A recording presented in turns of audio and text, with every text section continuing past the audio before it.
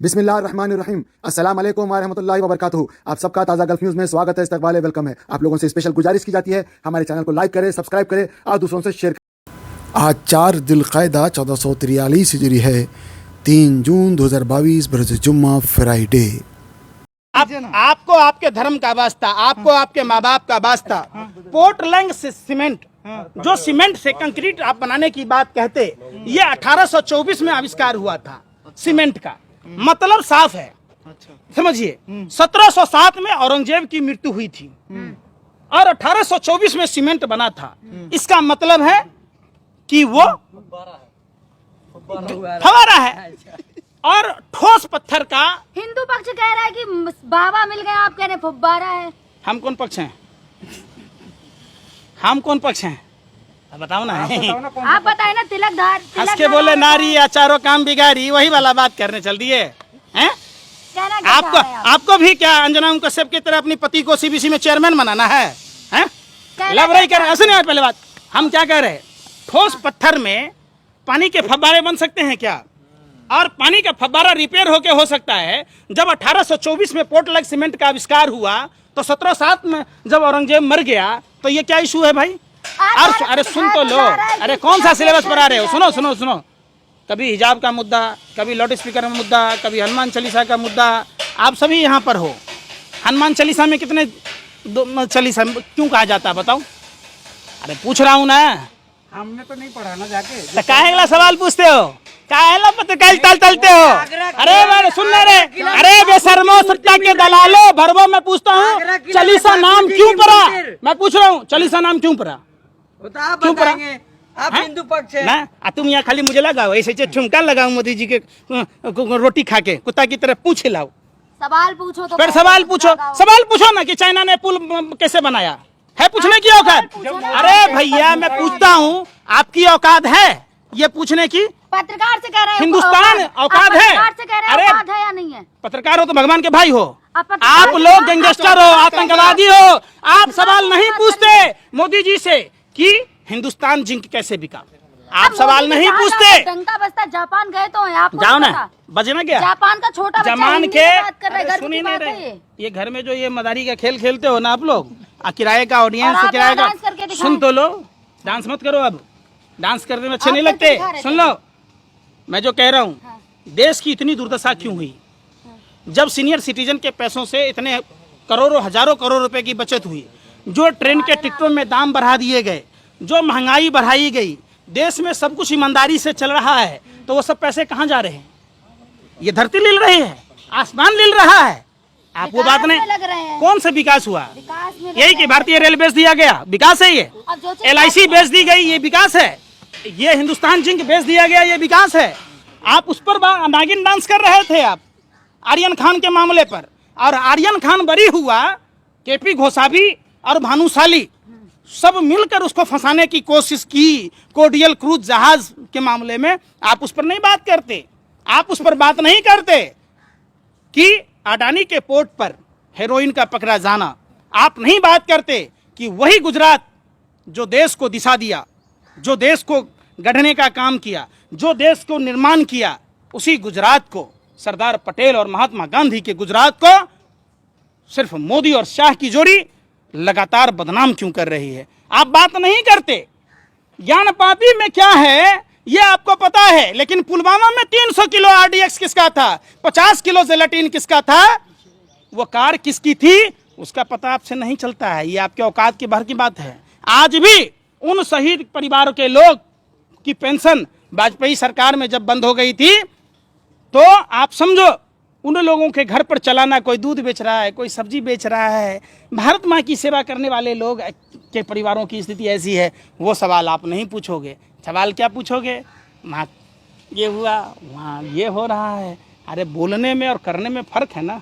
उन्होंने तो बोला था बुलेट ट्रेन चलाएंगे, साधारण ट्रेन इनकी चलाने की औकात नहीं है। आप उस पर सवाल पूछो ना। क्या मैंने आपको साफ शब्दों में बोला, ये 2 मिनट का काम है कि शिवलिंग है कि फव्वारा है।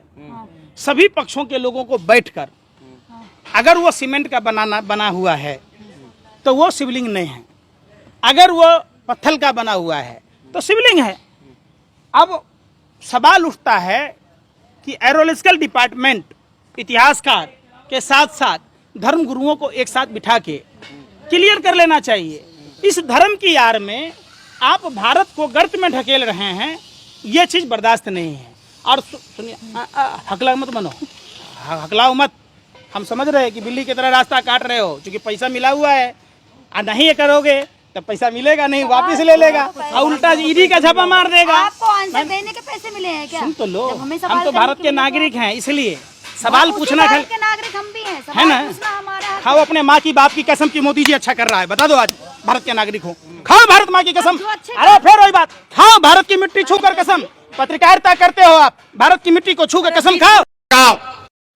अब तो हद ये हो गई कि हलाल पर, हलाल गोश्त पर मुसलमानों को के ताल्लुक से कहा गया कि हलाल गोश्त खतरा, हिजाब खतरा, दाढ़ी खतरा, टोपी खतरा, पैजामा खतरा, ट्रिपल तलाक गलत, मस्जिद गलत, अज़ान से खतरा। अब टीवी के चैनल पर बीजेपी के लोग बैठकर अल्लाह के रसूल सल्लल्लाहु अलैहि वसल्लम की शान में गुस्ताखी कर रहे हैं। आप बताइए कि टीवी चैनल पर बैठकर रसूलुल्लाह सल्लल्लाहु अलैहि वसल्लम के बारे में अनाप शनाप बकना, बेहुदे किस्म के अल्फाज को इस्तेमाल करना हमारी उम्मत की मां के बारे में, इस पर भी कोई नहीं कहेगा। जो आज मेरी मंगरोल के पर उंगलियां उठा रहे, बोलो ना, कांग्रेस को कुछ बोले, कुछ तो बोलो। तो नहीं बोलेंगे, मगर ये अल्लाह का करम है कि अल्लाह के रसूल सल्लल्लाहु अलैहि वसल्लम के खिलाफ किसी ने नाप शनाप बका। अल्लाह का लाख लाख करम है कि अल्लाह ने इस गुनाहगार को मौका दिया कि मैं आका की शान मेरे कोई बोलता है तो उसके खिलाफ बोल रहा हूं। और यही मेरे लिए, मुझे यकीन है कि मैंने जो चंद अल्फाज अपनी गुनाहगार जबान से अदा किए, मुझे यकीन है कि अल्लाह इसको कबूल करेगा। हम भारत के प्रधानमंत्री से अपील कर रहे हैं, रिक्वेस्ट कर रहे हैं कि देश के प्रधानमंत्री आप अपने नेशनल स्पोक्स पर्सन के खिलाफ एक्शन लीजिए। अगर आप सबका साथ, सबका विकास, सबका विश्वास की बात करते हैं, आप हमारे खिलाफ रहिए, मगर इतना नफरत मत करिए कि जिसके नाम का सदका हम खाते हैं आप उनके नाम के बारे में अनाप शनाप बक दें। जिसके नाम का हम सदका खाते हैं, देश के प्रधानमंत्री हम आपसे अपील कर रहे हैं कि अल्लाह के रसूल सल्लल्लाहु अलैहि वसल्लम के बारे में आपके स्पोक्स पर्सन ने जो अनाप शनाप बका, आप मुसलमानों के भी प्रधानमंत्री हैं, आप देश के प्रधानमंत्री हैं, आप बता दो ये चीज गलत है, उसको रोको, आप केस बुक करो। देश के प्रधानमंत्री को एक काम करना चाहिए, करेंगे नहीं करेंगे मुझे नहीं मालूम, मगर मुझे यकीन है कि जिसने भी इस तरह की अनाप शनाप बका है, उसको उसका सियासी चराग उठता जाएगा, उसको सिक्योरिटी मिलेगी, उसको बड़े बड़े ओहदे दिए जाएंगे। मगर हम देश के प्रधानमंत्री से अपील कर रहे हैं कि जो अपने आप को सेक्युलर पार्टी कहते हैं, शरद पवार साहब, आपको बोलना चाहिए। आपके बारे में कोई बोला तो थप्पड़ मार देंगे। उद्धव ठाकरे, आपको बोलना चाहिए, मुखालिफत करो आप मजलिस की, कोई एतराज। अस्सलामु अलैकुम वरहमतुल्लाहि वबरकातुहू। कुरान पाक को तजवीद से पढ़ने की अहमियत। कुरान पाक को तजवीद से पढ़ने की अहमियत यह है कि कुरान करीम अल्लाह अज़्ज़ा वजल का कलाम है। उसके हुकूक़ में एक अहम तरीन और अव्वलीन हक़ यह है कि सेहत अल्फाजी ज़रूरी क़वाइद तजवीद की रियायत करते हुए उसकी तिलावत की जाए। कुरान में अल्लाह अज़्ज़ा वजल का इरशाद है, वरत्तलनाहु तरतीला, हमने उसे तरतील के साथ नाजिल किया है। इससे वाज़ेह है और तरतील ही के साथ पढ़ने का हुक्म भी फरमाया है। चुनांचे दूसरी जगह इरशाद है, वरत्तिलिल कुरआन तरतीला, और कुरान की तिलावत इत्मीनान से साफ साफ किया करो। तरतील की तफसीर हज़रत अली कर्रमल्लाहु वजहू के इरशाद के मुताबिक हुरूफ को तजवीद के साथ पढ़ना और वक्फ़ों की मारिफत है तो तरतील से कुरान करीम पढ़ा जाएगा, तभी उसकी तिलावत का हक़ अदा होगा। और ऐसे ही तिलावत पर हसनात और इनामात खुदावंदी का वादा है। लेकिन अगर तिलावत तजवीद की रियायत के साथ नहीं बल्कि उसके खिलाफ है तो उससे तिलावत का हक़ अदा नहीं हो सकता।